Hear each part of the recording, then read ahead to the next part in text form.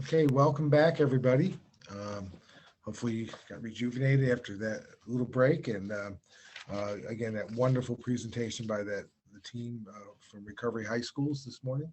Um, I'm going to announce the next speaker now.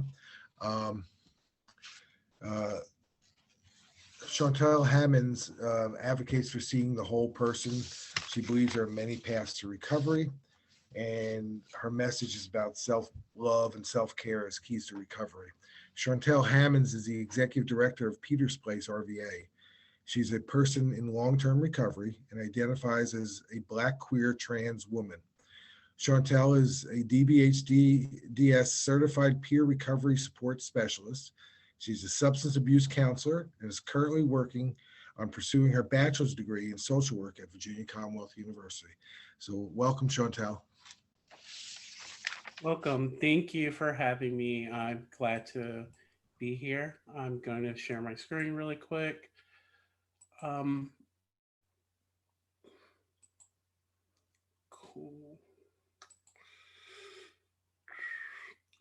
Um, so when we kind of jump into this, I want to also just acknowledge to other individuals in the room that some things that I might share might make you feel uncomfortable, and I apologize for that. But I believe in talking about the person.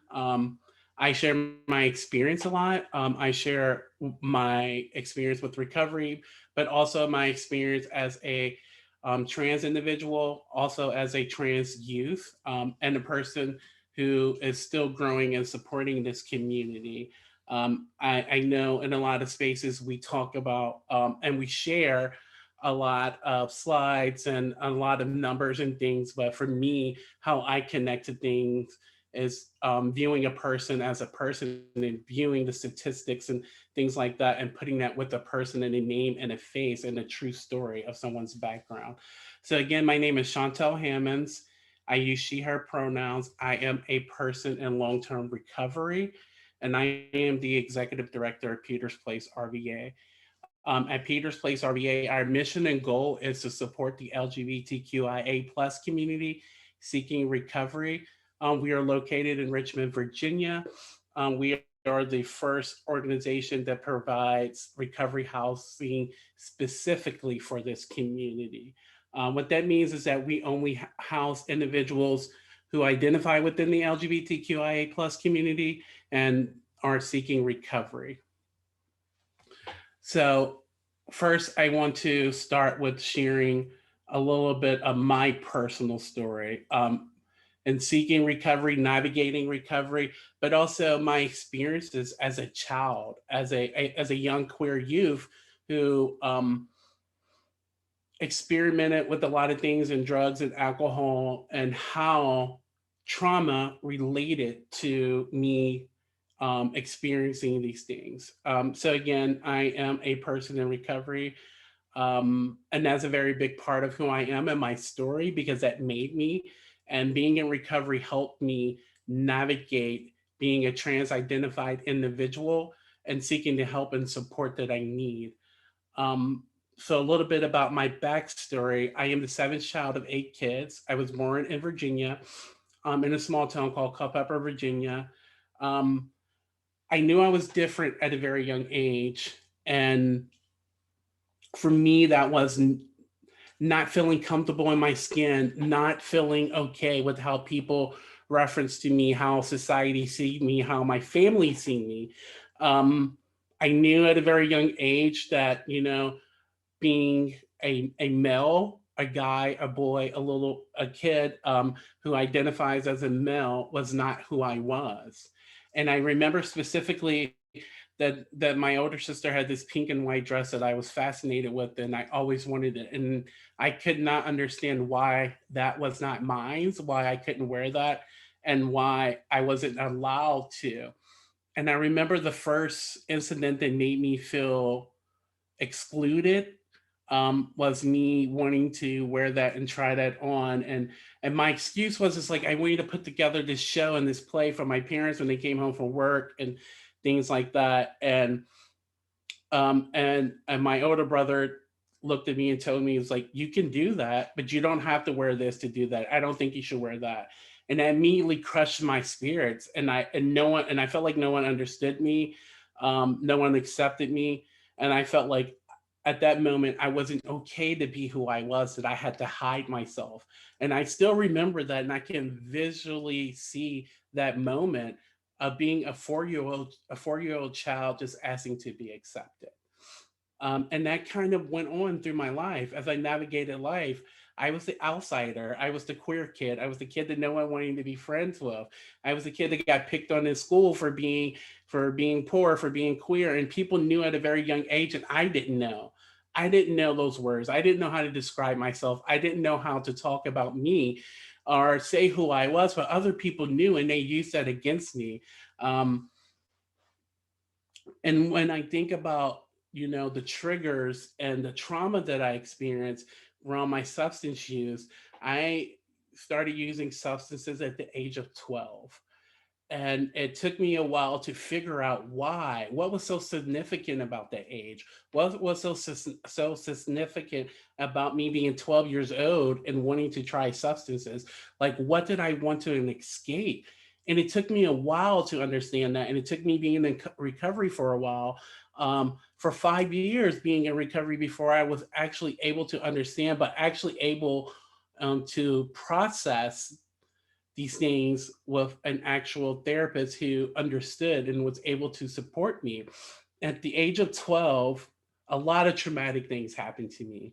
Um, I'm from a small town, so racism is a thing, and like any other place in America, right? And we can't walk past that, and we can't navigate that. We can act like these things are not happening because queer youth, trans youth, LGBTQIA plus youth of color who are also experiencing transphobia, homophobia, and all these other things, they're also experiencing trauma from racism. And I was 12 years old, and I was on a school bus, and my hair, and I like, my mother finally let me grow my hair out, and I had braids, and I was so excited that, like, I finally, like, was able to, like, have some type of long hair. And this white kid on the bus who was sitting in the seat behind me grabbed a handful of my hair and smashed my face into the seat and started dragging me on the school bus by my hair and told me to keep my nigger locks out of his face. And and I had to sit with that as a child and process that. And I didn't know how to do that. I didn't have the words for that. And I also didn't have the support to process these things and heal from it. But also at that same age, I also started experiencing a lot of homophobia and transphobia. There was a group of kids who were older than me who thought it was okay to gang up on me and strip me down of all my clothes and throw a dead snake on me and, like, yell homophobic terms at me. And I had to sit with that as a kid and process that. There was other incidents. There was a group of kids who thought it was okay to pin me down and kind of like dry hump me and yell homophobic things and say, this is what you like and this is what you want. And I had to sit with that. And I had no one to turn to and I had no one to tell, right? Um, because I was scared. I was also ashamed, and I also blamed myself for having the feelings that I had. That this is what I wanted. I asked for this by being this person, but truly I did not. And when I found substances, it helped me escape. It helped me feel different. It helped me to be okay in my body for a moment of time. These things kept transpiring and it kept going on. And throughout my years in elementary school, middle school, and high school, by the time I was 15, I was a full blown alcoholic because I just wanted to escape and I wanted to be away from the world. Um, I had no friends. The kids didn't like me in school. I was constantly bullied, made fun of. And, I started seeking a community outside of my peers that were my same age. And that came with a lot of abuse, trauma, but also substance use, right? Because these were the people that accepted me and they drank and they did things that I wanted to be accepted and I wanted to be a part of. And for me trying to become a part of that I had to do the things that they were doing, not knowing that I had a disease that would take me over the edge. And it kept continuing to transpire and go downhill from there. And by the time I was a senior in high school, I never went to school. I'm a high school dropout. I couldn't bear it anymore. I couldn't bear being there. I was bullied by students. I was bullied by teachers. I had no one to turn to. No one supported me. No one knew how to support me. And I was just a different kid. You know, a thing that I set with me was in eighth grade. I was in this eighth grade math class, and I was really, really smart. And I did really well in that class, and I was very independent, and I did all these things on my own because I learned at a young age, in order for me to succeed, that I had to teach myself. And that carried on with me for a long time, that the teachers didn't care to try to teach me or communicate with me or help me. Um, so navigating through that, and I remember a teacher, and I was sitting in class and we were finished, and she turned to the class and she goes, y'all can talk now. Um, but and she told them, as long as they don't talk to me. And, and she told them, as long as they don't talk to me, that it was okay. And that made me feel excluded, and I didn't know why. And I didn't know why she was so mean to me. I did not know why she wanted me to not be a part of or exclude me. So I lashed out on her, and she immediately called security on me and told them that I was a violent threat and I was threatening her, and I got kicked out of school. And ever since that day, I never felt comfortable in a school setting. So when I dropped out of school, and walked away from that, I walked away from a lot of things that could have helped me in life, but I didn't know what else to do. I didn't know how to fit in. I didn't know how to belong. Um, and then, it kind of went on into my adulthood. I started finding people that let me fit in with them, but what it came with was a lot of using and abuse. When I was 21 years old, and by today's standard, I was still considered a youth. That I ran into some guys who were very homophobic and transphobic, and I was with some friends, and they yelled a lot of things at me, and some things happened, and I ended up being attacked by these guys and being stabbed. And I have to carry that with me every day, that I look at my body, that like someone hated me and my identity so much that they would do this to me. And I carry that for a long time, and I continue to drinking, and drinking just completely controlled my life because I didn't no longer want to feel. I no longer wanted to be a part of. I no longer wanted to just be alive. And that carried on with me for many, many, many of years. Um, and growing up as a supposedly adult at 21 and 22 years old, and having to navigate these things, but also navigate life on my own because I was sent out to live. And I wind up getting sober at the age of 30. Um, After all these things and these traumatic things, and stepping into a space of happen to be vulnerable and be accepted and share truthfully about who I was and what I went through, was still very traumatic. When I got sober, I was homeless. I was living on the street. I was sleeping on the bridges and doing things like that. And I thank God for recovery, because recovery saved my life. But also, that wasn't enough. I needed to heal. I needed to talk about the things that went through my life, and I needed experience, strength, and hope from someone else outside of this community. So I started seeking therapy, and through therapy, I was able to heal after a while. But at first, when I stepped into these spaces and trying to seek help, the therapist didn't know how to help me. They didn't understand my identity. I couldn't talk to them about who I was. Therapists didn't understand how to support trans identified folk. They they were transphobic, and there was a lot of things. So I had to navigate these systems myself, and I found myself in these spaces trying to teach them how to support me. So I wasn't receiving the support that I needed. I was too busy trying to teach these individuals who had the credentials and the education to help me how to help me. And it took me a while to find a therapist, and thank God that I found one. And we've been going strong for over a year.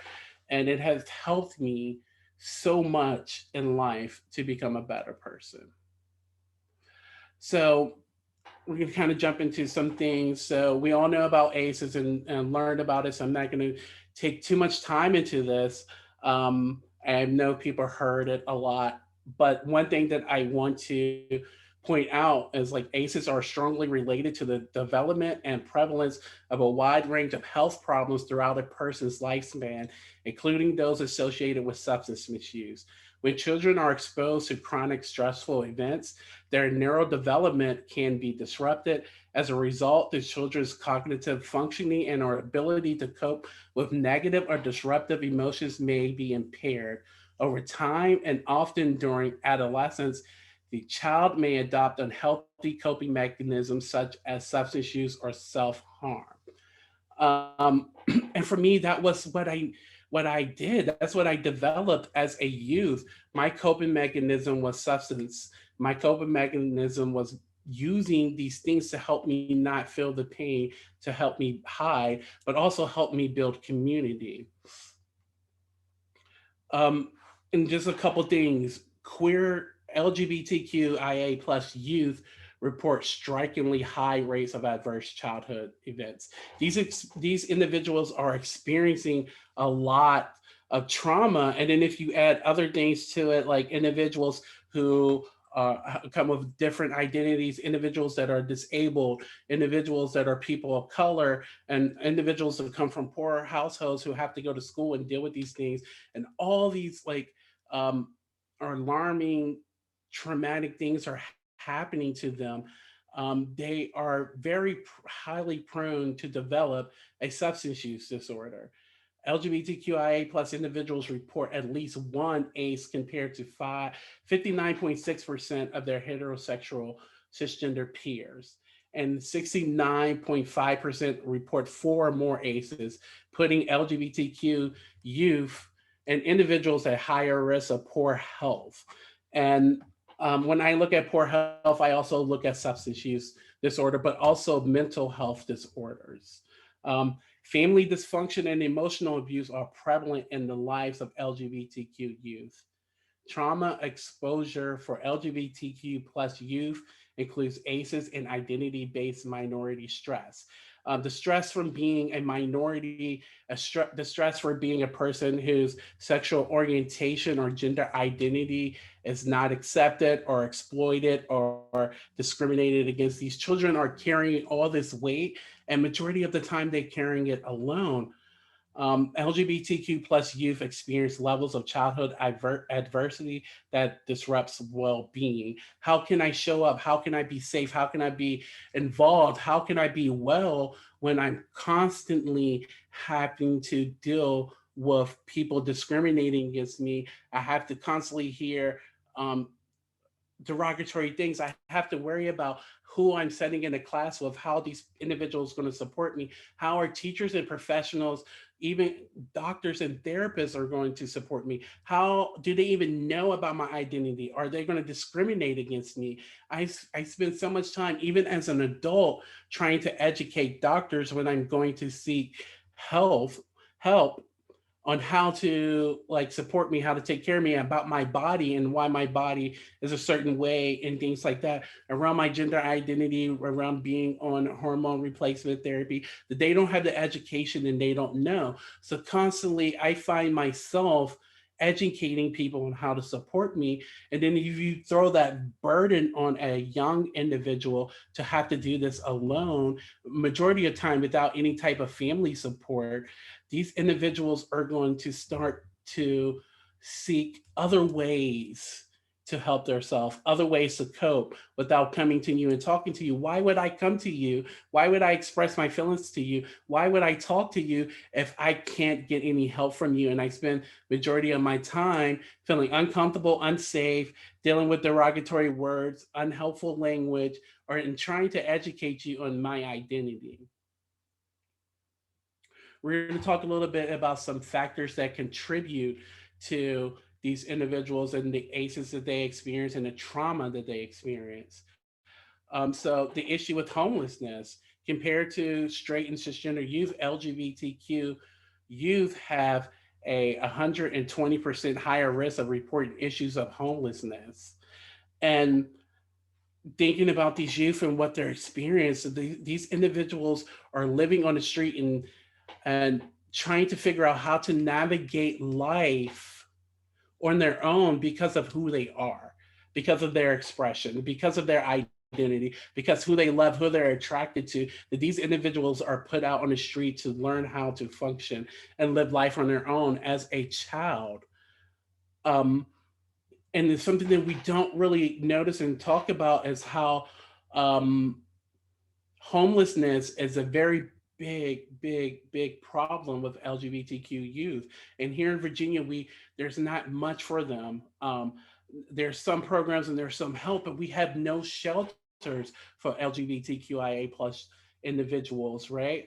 We have some spaces that help with youth and put them in some sheltering and some housing, but when they age out of that youth framework, where do they go? They're put in unharmful communities. They're put in unharmful shelters. They're put with people who don't understand that identity. They put in spaces that are unsafe and dangerous to them.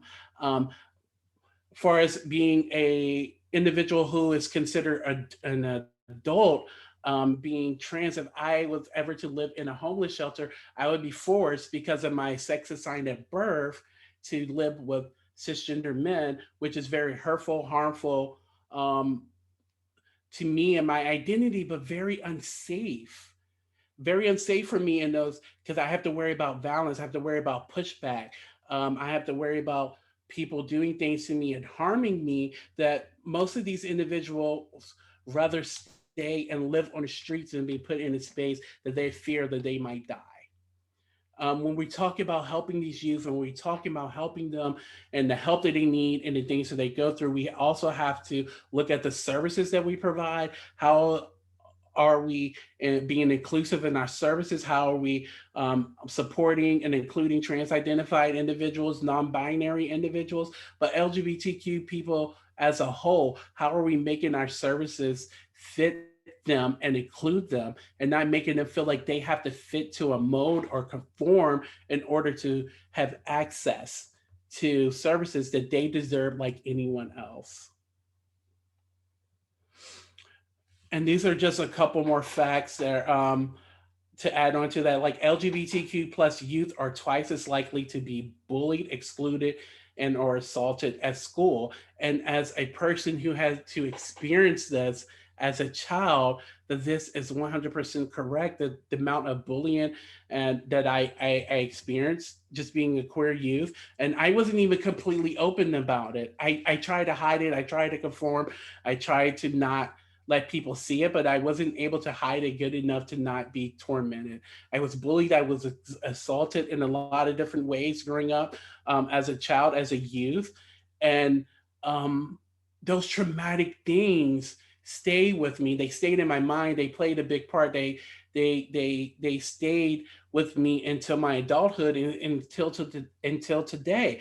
And a lot of my substance use was just to escape those feelings. It was a lot of it was to not feel it, to not set up all night crying because I was scared to go to school the next day. But I had to go because if I didn't show up in a place that was harmful and hurtful, that kids were bullying me, assaulting me, that teachers were verbally assaulting me or excluding me, that I had to show up in these spaces regardless. Because if I didn't, I was getting threatened with like truancy and going to detention and things like that. But I was forced to be in a place that continuously traumatized me in order to not be further traumatized in a different way.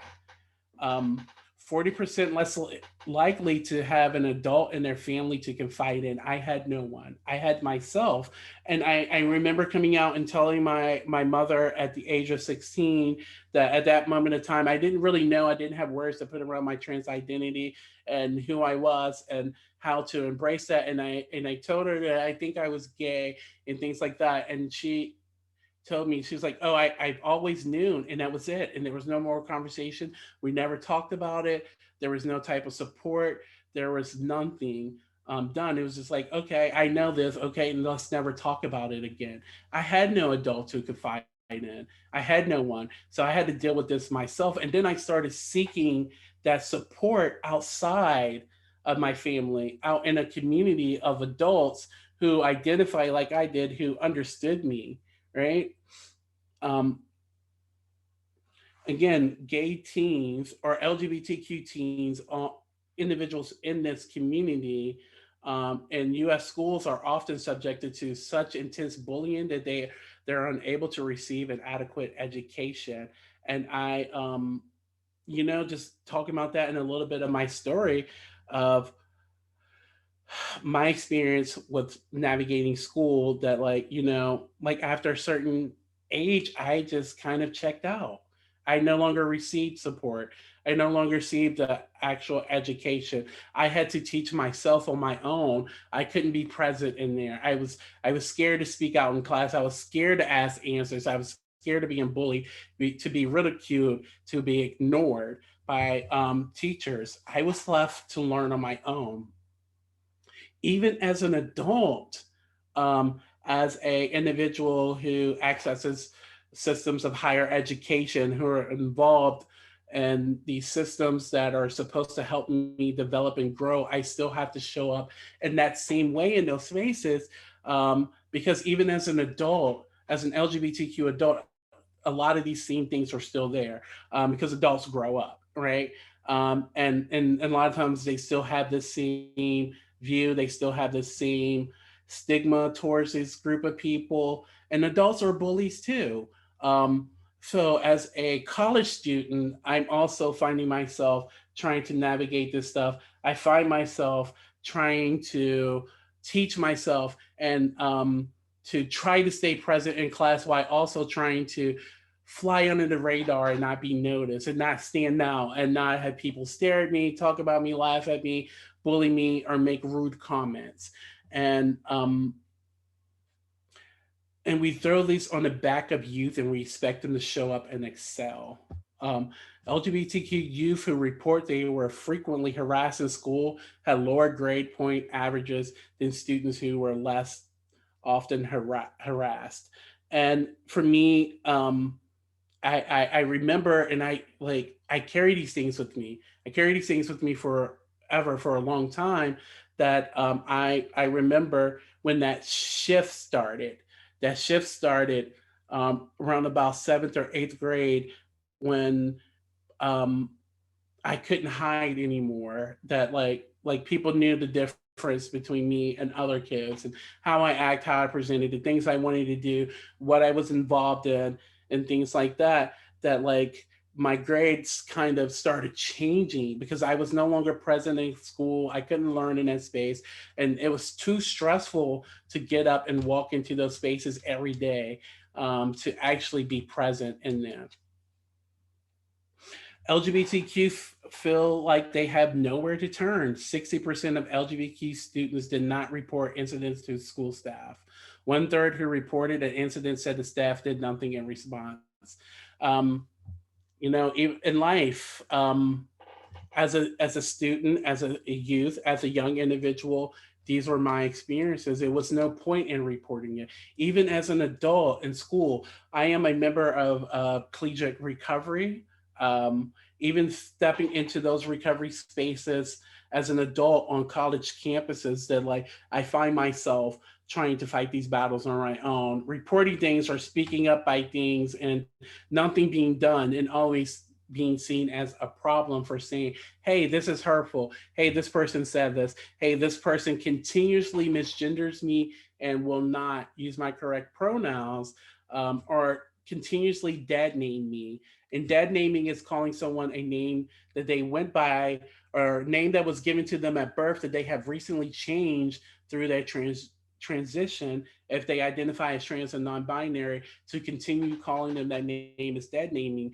And these are things that I have to deal with in these spaces. As a college student, and and I bring up college too a lot because a lot of our youth are college students, are navigating the system, or have to set in this space that is a constant battle with the university that I attend to actually support me and care for me correctly. Um, with a lot of things around my gender, my name, and things like that. And even though like all these things for me, I had the privilege to get all these things legally changed and to show them these documents and have them change it to continue being dead named and misgendered and sending things to join all male groups and all these things with no sensitivity, and having to constantly advocate for myself and continuously have to experience that trauma with no change. Um, 12.29% of gay and lesbian students, 16.9 of bisexual students, and 13.36% of transgender students reported experiencing sexual abuse from a non-family member, compared to 3.5 of non-transgender and 2.85 of heterosexual students.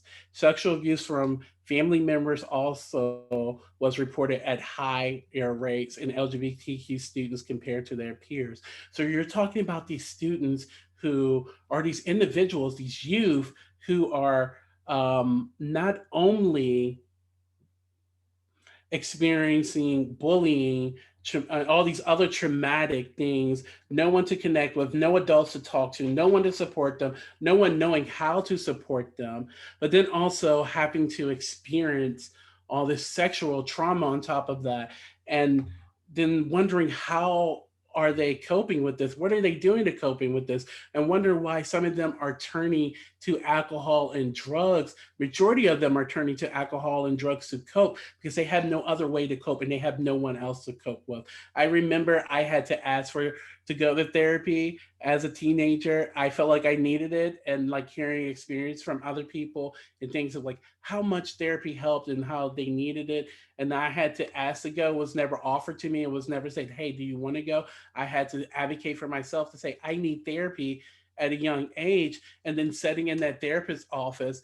And every time I bring up my identity or my sexual orientation or anything like that, that therapist would dismiss me and speak over me and talk over it and kind of move on to something else because they were uncomfortable and talking about my identity or helping me. So how would I feel safe getting help with all this other things to talk about the sexual abuse, the trauma, and all these things if I can't even bring myself into the space? And something that I hold dearly to me is that you can't treat me without treating all of me. If I can't bring all my identities into a space, and ask for help and you know how to help me with that, then you can't help me at all. If you're helping me with my substance use disorder and I start talking about the racism my experience as a Black individual, if I start talking about my experience and my gender identity as being a trans woman and things like that, and you can't handle that, you can't support that, then you can't help me heal, because all these things are connected. I am a whole person. And in order to heal me and help me, you have to be able to understand every identity that I carry, or at least be able to support that and educate yourself. And a lot of us, we don't have that. We can't find that. And it's so hard to find that support. Um, in relation to the trans community, um, just a little bit of data. The US Trans Survey noted that 29% of respondents use illicit drugs and or non-medical prescription drugs in the past month, which is nearly 3 times the rate of the general US population. So you're talking about these individuals, you're talking about substance use and their identity. And we never sat and think, why are these individuals with this specific identity using drugs 3 times higher than anyone else, than their peers? And it's not just about the substance use, right? We have to look at their identity, the trauma that they're experiencing, the things that they're going through, how they're navigating life, in order to understand why these individuals feel like they need to turn to illicit drugs in order to survive, because this is survival for a majority of them.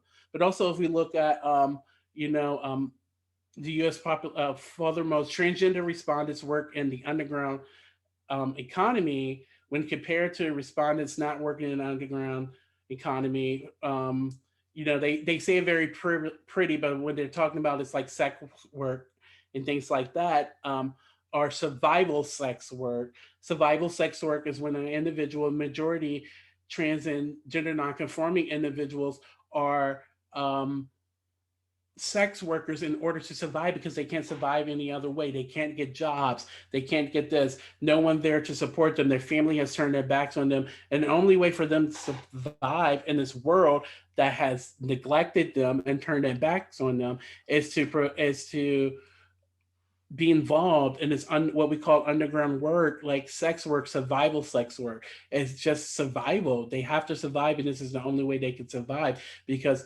my identity, and my experience as a trans woman, that like if I didn't start my own organization, I wouldn't have found a job. And that's just being true.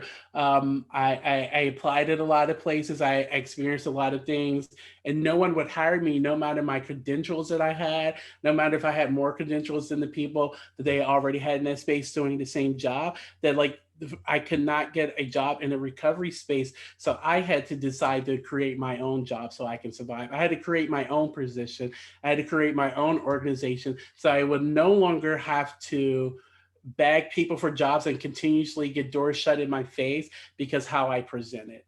Um, and again, these individuals reported remarkably higher rates of binge drinking in the past like month compared to their others peers, like 49% compared to 26%, using marijuana at 60% compared to 24% of their peers, and using prescription drugs or non-medical use 26% to 6%. And there's not a lot of studies around trans-identified folks and substance use disorder. So when we talk about them, and when we talk about helping them and supporting them, and what work could we do to better include this community, that we also have to start looking at them separate than just LGBTQ people, because their identity is different, and we're lumping them in to this group of other individuals whose identity is different from them, and we're not having accurate data on how to or what's going on with them, how they're misusing substances, or how to support them. But also, when we are building our programs on getting into this work, and we're setting up and we're supporting people, we need to know how to support them, right? We need to know how to give them the support that they need, because most of the times when I step into spaces and spaces that we're inclusive of this community, that we support the LGBT community, what they mean is they support lesbian, gay, and bisexual individuals. And anything besides that, they don't support. They don't know how to support. They don't have the education or the information or the resources to support them. So these individuals are left to defend for themselves in a lot of ways.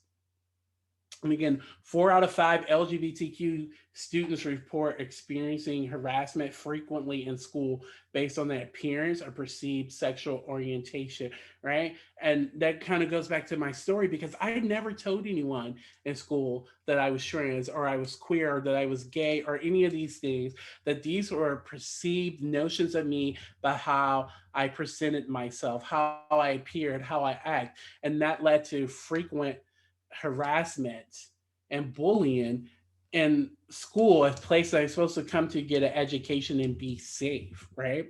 10% of LGBTQIA youth are threatened or injured with a weapon on school property. And most of the time it goes unreported. Most of the time it's not noted. Most of the time we don't talk about it. Most of the time we're too scared to report it because nothing's going to happen, and we're going to continue to be bullied and harassed and assaulted. 34% of LGBTQIA youth are bullied on school property. Of course, we talked about that. But also, talking about electronically, 28% are bullied online, on social media, by other kids, not only on social media through text, through chats, through um, group chats. And I recently dealt with an issue like that with a young person who is not a part of this community, but at the age of 9 years old was being bullied by other kids that she went to school with through group chat. And then when her parents blocked them from being able to contact her on her phone, they went through other ways to contact her through the kids' YouTube channel that they could send messages, and they did all these things to bully this child electronically. And these are things that we don't talk about and we don't notice, but we also don't pay attention to, that these children are also hurting other individuals and other children simply by just sending out a text, a hateful text. 18% of LGBTQIA plus students have experienced physical dating violence. 18% of these youth have been forced to have sexual intercourse at some point in their lives. And just thinking about being a child and being, we talk about sexual assault on children, rape, and all these things. We're thinking about, on top of being raped, on top of sexual assault, on top of the bullying and all the trauma, that you're being forced to have intercourse just because of your sexuality. And these things bring me back to a lot of things in my childhood and growing up, but even as an adult, being forced to take unwanted advances by people and words and things, and they feeling like it's okay because of my identity, what I am attracted to, who I am, how I identify, that it's okay to say things to me, to say sexual things, or to make propositions or do these things. And imagine these youth, these children, having to deal with these things and dealing with them on their own because they have no one else to turn to. They can't tell their parents because they feel like, majority of them feel like that their parents don't support them. Most of the time, they know that their parents don't support them. They can't turn to adults because a lot of adults don't support them or don't know how to support them. So they're left to deal with these things on their own, and being physically abused by other peers um, because of their identity, and trying to build a connection to someone that a lot of them are scared to say that my spouse, my partner is hurting me, right? Because they're scared. They're not, most of them are at a point that they can't even tell their parents that they have a same-sex partner, or things like that. So how can they come to you and explain to you that these things are happening? And then if you throw them in professional spaces, again, with my experience, that I never had a therapist that I could ever share, you know, or felt comfortable sharing, that I was even dating a same sex partner, or that I was trans and I was dating this individual, or I identified as this. So, how can I come to any adult figure or any person who has the power to quote unquote help me and tell them what I'm experiencing if I don't even feel safe being myself around them? In this part, we're going to talk a little bit about community and culture. And I just want to pause right here and talk about this. How does community and culture play a part into these individuals um, experiencing, right? Or experimenting or misusing substances. So these individuals usually, majority of the time, are excluded from their family. They don't have support of their family. A lot of them are traumatized by religion. A lot of them are traumatized by their peers. So they start seeking culture, community, connection with people outside of their household, outside of the people that they go to school with. So they start connecting with these older people who identify as them, right?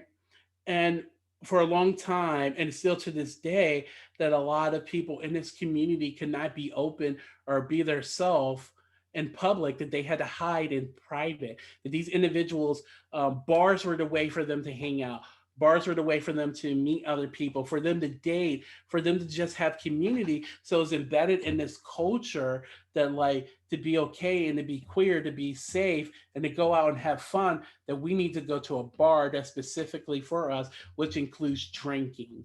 a lot of times drugs and these things. So these youth are getting exposed to these things, trying to build a safe community, trying to build family, trying to build support, trying to be involved in a culture that they're craving in order to feel included, where they're thrown into these spaces with adults who are still trying to find community, who are still trying to thrive and survive, that is surrounded by substance use, right? Because we have been outcasted into hiding into spaces for a long time. It was against the law to go to LGBTQIA plus clubs, to go to gay clubs, to be seen dancing with people of the same sex, or dancing with trans people and things like this. So it was these people hid. They hid in these clubs, they hid in these bars, and this became a norm in this culture to meet people, to experience this culture, to make friends, to be involved, that we have to be in these bars and clubs, and which comes with drinking, sometimes heavy drinking, drug use. Because when I'm trying to feel okay in my system, and I'm trying to feel okay in my skin, and I'm trying to open up and be myself, but I'm also experiencing all these other things. And if you set a bottle of alcohol in front of me and tell me to drink and loosen up, then most of the time that drinking and loosening up and feeling normal in my skin is over drinking, overindulging, and drinking way too much. So these individuals are set for failure when they come out as being a part of this community, because they're thrown to the wolves, and the older group is what's protecting them. That's their family, that's who's taking care of them. And majority of the time that they're still dealing with their childhood trauma, they're still dealing with their substance use disorder, and trying to help these individuals and teach them how to grow as a person, as an adult, and how to survive on the street. And again, a lot of their survival comes with like sex work and things like that, just to live, because a lot of these individuals are homeless. So you throw them into a culture and a community that's been forced to live their life in hiding and to use substances to survive, and then expect these individuals and these youth to thrive. They need better care, they need better support, they need more advocates, and they need those of us who are in positions of power, who have the privilege to make the space a little bit better for them, make the world a little bit better for them, to actually educate ourselves and to actually do the work to help these youth before they get to this place of self destruction. Again, so we talked a lot about like the issues, the problems, and those things. I want to spend some time talking about how to support these individuals. And this is very basic. And again, um, you have to do your work, you have to do your education. It does not stop here. This is just a very basic presentation, very basic slides. There's only so much you can do and in an hour's time. Um, but it's up to you as a professional in this field to continue learning how to help these individuals, to continue to take trainings, to broaden your scope of what it looks like to be supportive of people, and how to include people, and how to provide the support that's needed. Again, basic things. Language affects thoughts, beliefs, and actions. Language creates unconscious biases. Language can hinder or foster inclusivity, right? We have to think about the language we use when we talk to these individuals. We have to think about how we approach them, how we make them feel safe. If I walk into a space and I don't feel safe telling you my pronouns when I walk into your space, and you can automatically say, just exclude me and say that like nothing that you offer me is going to help, because I can't even tell you who my identity is. So the language that we provide and the language that we use is very important. It starts with us making people feel safe. Something that I do, and I do with everything that I do, presentations or meeting new clients, or even in meetings, I share my name and my pronouns. Why do I do that? Not only so people can know how I identify, and I don't have to give someone an excuse to misgender me, but also I open up that space for someone else who might be there, who is scared to share their pronouns, who maybe never share their pronouns with anyone before, to feel okay and safe to say, hey, this is who I am, to be completely honest with me, to open up some type of space that I can actually work with them, to give them some kind of sense of security. It's just the little things that we do and we say that can make someone feel completely comfortable in that space or make them completely shut down. Learning about gender neutral language. When a lot of times, a majority of the language that we use masculine terms as a way of being gender neutral, and that's just not okay for everyone. If you are dealing with someone or helping someone who is very new in that transition, who's having a very hard time like experiencing their self or being open, and um, just dealing with a lot of traumatic things. And if you walk into a space and you say certain words, could be very triggering to them, but also can make them shut down and feel unsafe in your space. Like walking into a room full of people and saying, hey, you guys might not be okay. Maybe using something a little bit different and like, hey, y'all, hey, can someone calling people by their names, using different gender neutral terms than being like, hey, guys, because at that point in time, you're using a masculine term that in some aspect could make someone feel like you're gendering them. And I give this example. Because I also grow and I also learn, and I remember talking to some friends in this community who were telling me why this word is not okay, and he used these other words, and I could not understand it. I was like, it's just a word. When we use it all the time to describe a room full of people or group of people, and I couldn't grasp my mind around it why it was a big deal until it hurt me, until I was sitting in a room. Um, with some people who are all cisgender men, and we were sitting there talking, and an individual walked into the room, and we were all working. We were in this like break room area, and this individual walked in and say, hey, can one of you guys come help me move this thing?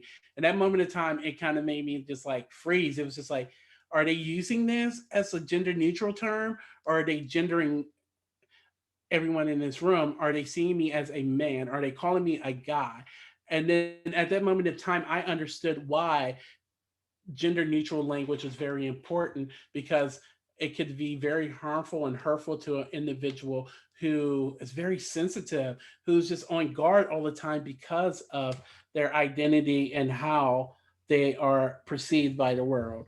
Again, inclusion is the act of creating environments in which an individual or group can be or feel welcomed, respected, supported, and valued to fully participate. An inclusive and welcoming climate embraces differences and often and offers respect in words and actions for all people. Again, all people, right? A lot of times we get stuck on this inclusion. We get stuck on diversity, equity, and justice, and we say that we're inclusive because we welcome everyone in our space. We don't turn these people away, that they can come into our space, but that does not mean our space is inclusive. It's like, what are we doing once they're in that space to make them feel safe and welcome? How is our programs catered to them? Things like that. Just telling me that I can walk into a space does not mean that your space is inclusive towards me. That just means that you can't turn me away from this space. But it's like, what is that space offering me to make me feel safe, welcome, and supported? And again, privilege. We always have to talk about privilege. Privilege is unearned advantages that are highly valued but restricted to certain groups, right?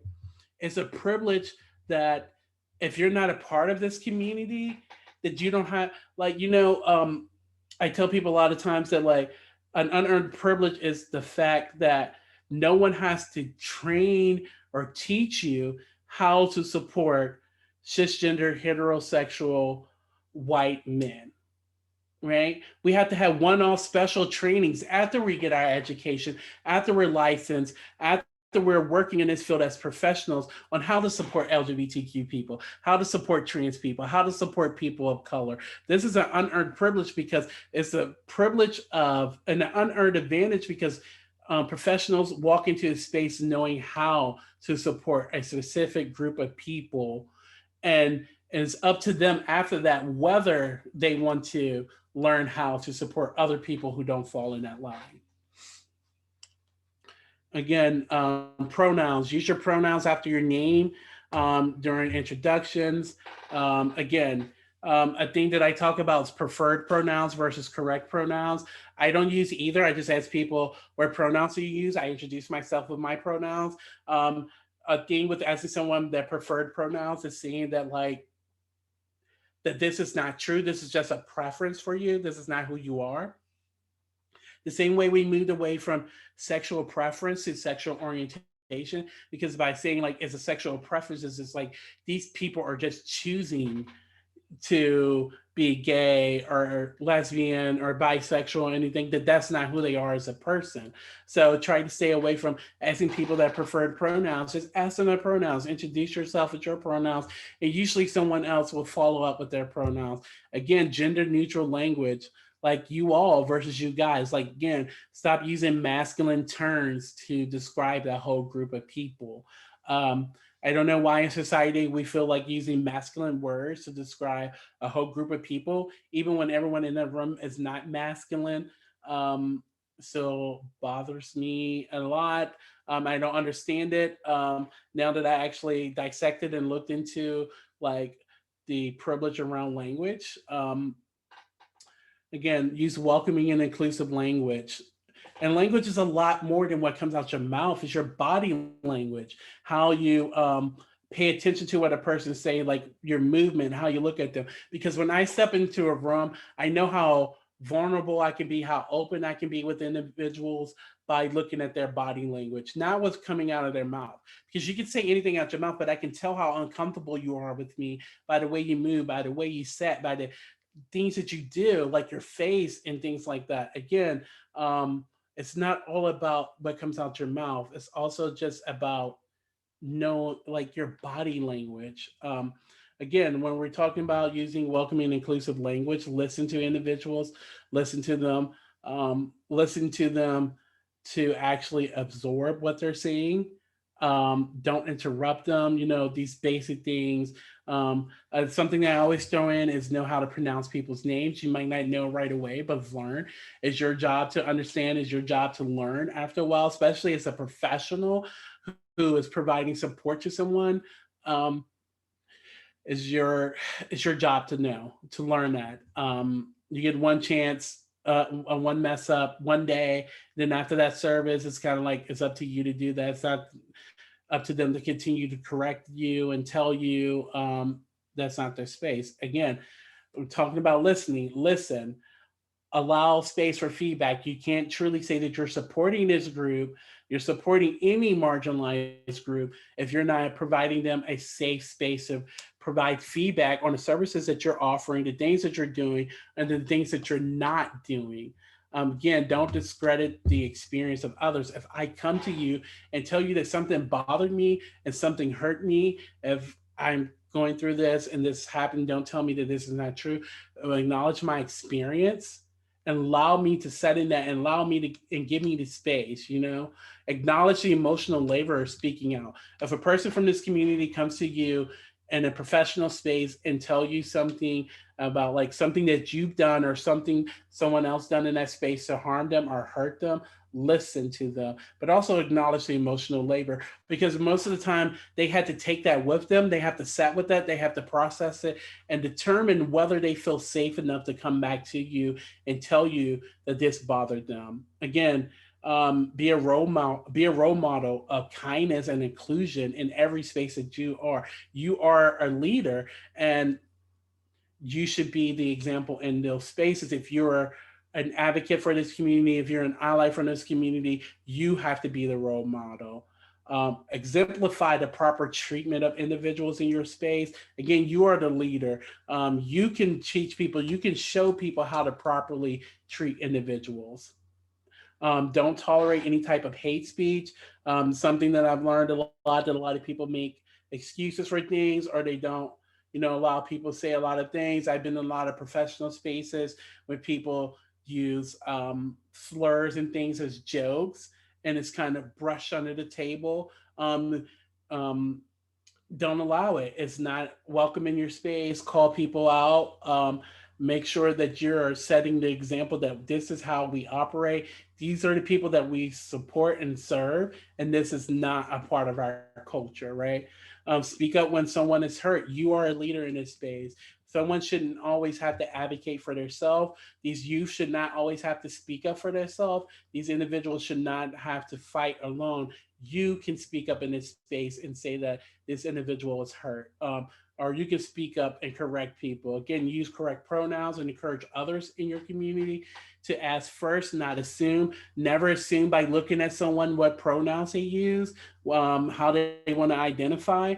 Don't never assume. Allow them to tell you who they are, their identity, how they present, what pronouns they use.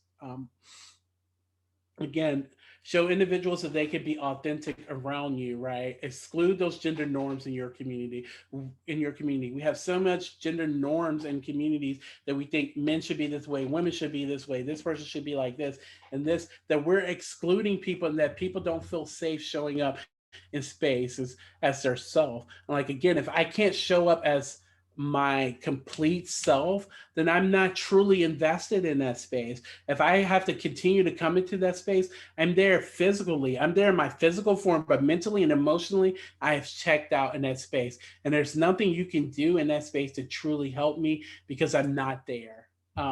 Again, embrace different cultures, embrace people's identities, allow them to bring their identities with them. Again, because you can't help someone if they can't be their self, if they can't bring all of them into a space. Take action to create a safer space. Take harassment and violence seriously. If someone says it happened, it happens. If it was done, take action. Don't play devil's advocate. Don't be like, oh, well, we have to figure this out. We have to do this. And, you know, all these things of not seeing that, hey, this person was hurt. Let's figure out how to help them.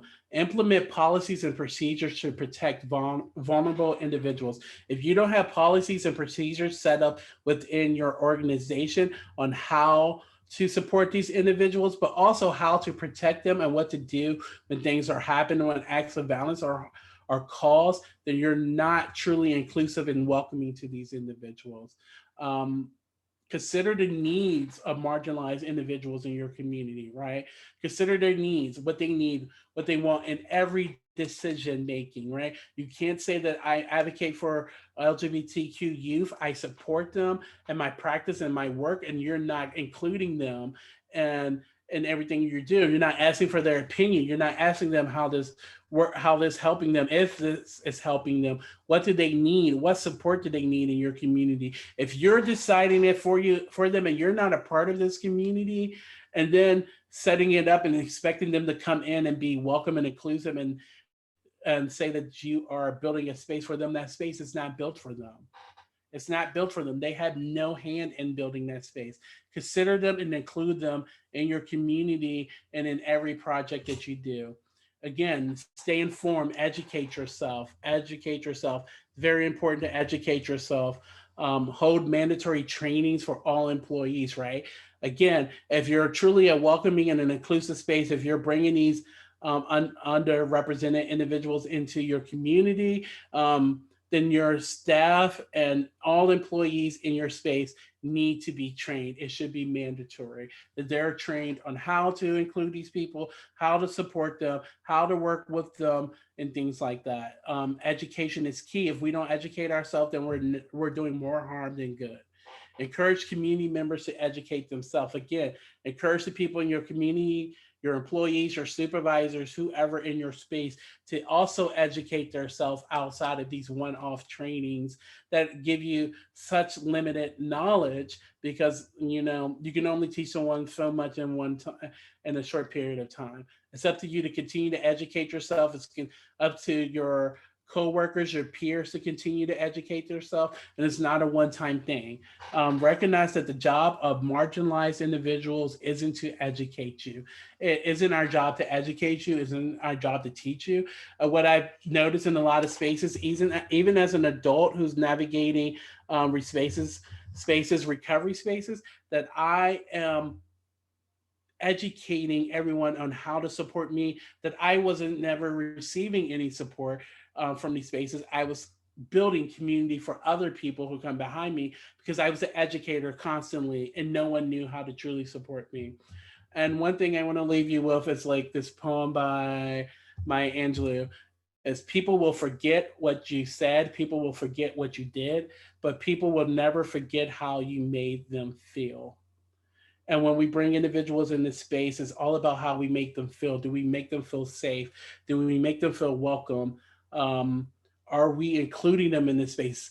Like, do they feel okay? Do they feel like that you are a person who can truly help them? Because they're going to remember how they felt when they left that space. They're going to remember how you made them feel the entire time that they're interacting with you. They don't care what you said or what resources you threw at their face. They're going to care about how you made them feel as a person. And that holds a lot of more weight than anything else that you can do.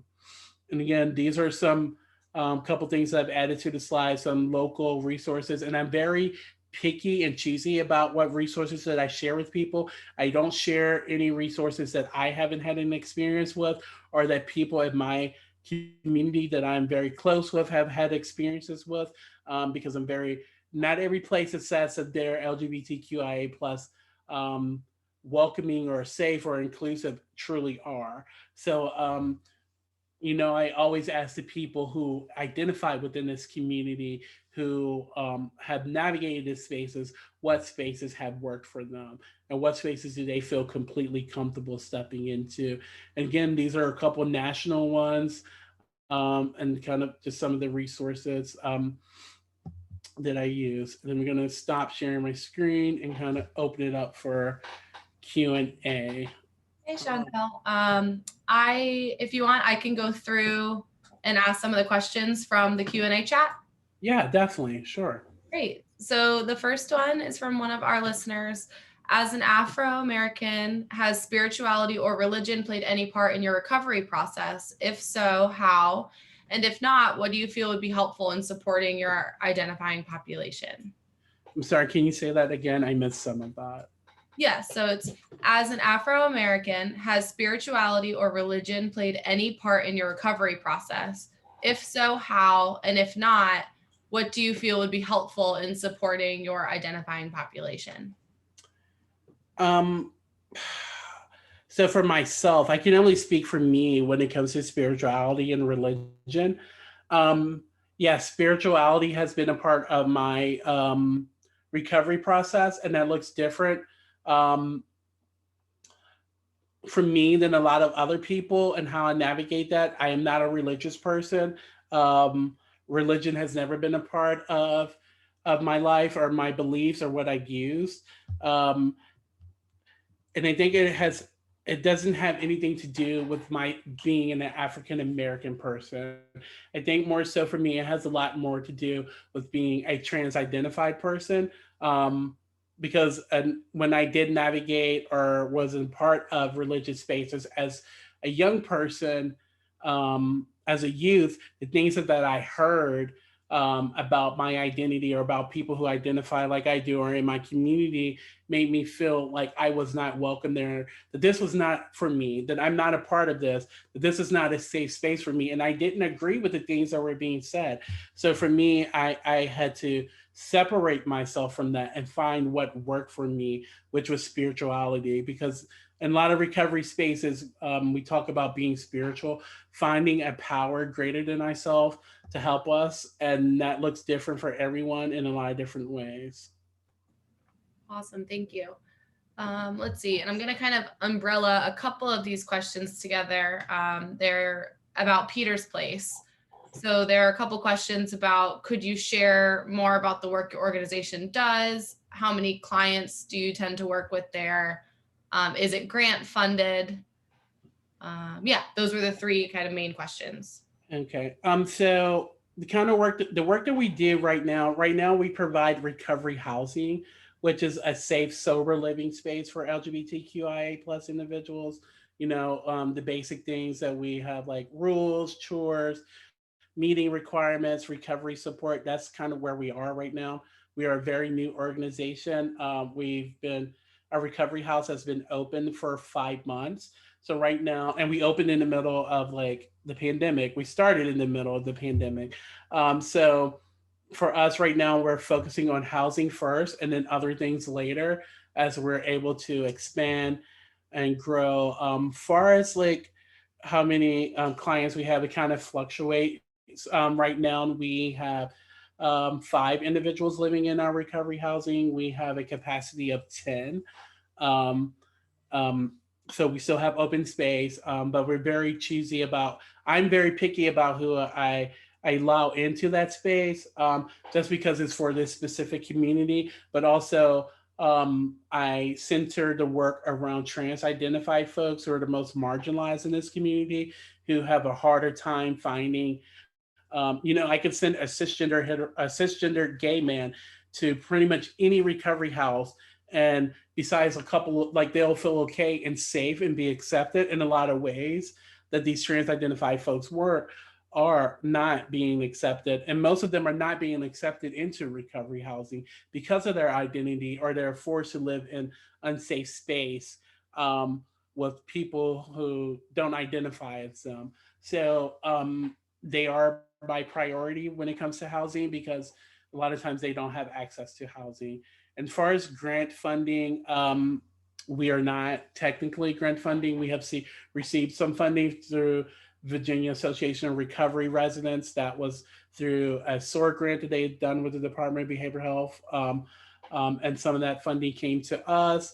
But far as some of that, besides that funding, we are not grant funded as of yet. Great. And I think we probably have time for one more question. And then there are a couple others in the Q&A if you have time to address them and maybe type some answers. If not, I can get some people's contact information and coordinate that.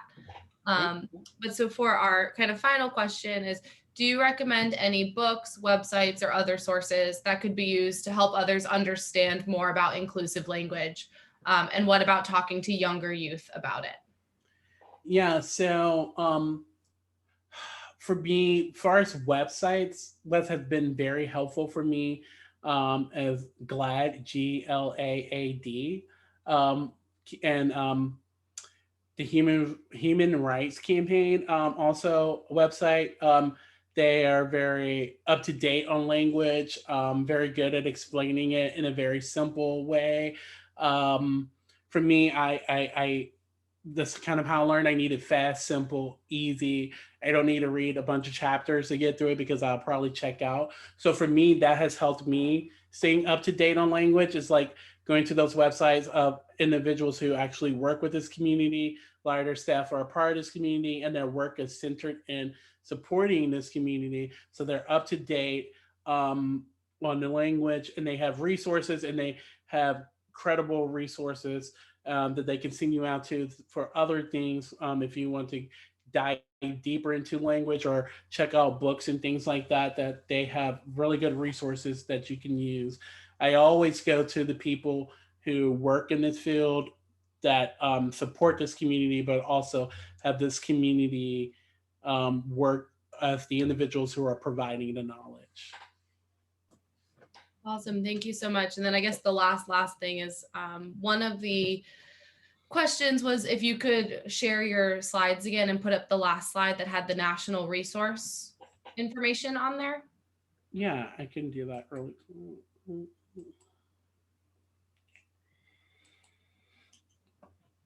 Awesome. And then, like I said, there are a couple other questions that I didn't get a chance to get to. So if you have a chance, and you can type responses in there, and then whoever you don't get to, I can reach out for contact information so I can coordinate that communication. Okay, awesome. Thank you.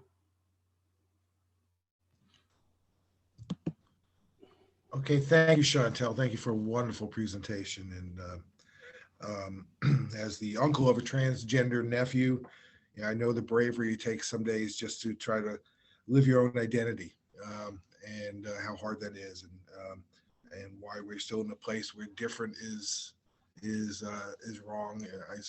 I'd hope we've come a lot further by now. But your story is inspiring. How you channeled it into doing positive work for other people is something to be very proud of, and we thank you for sharing your story with us.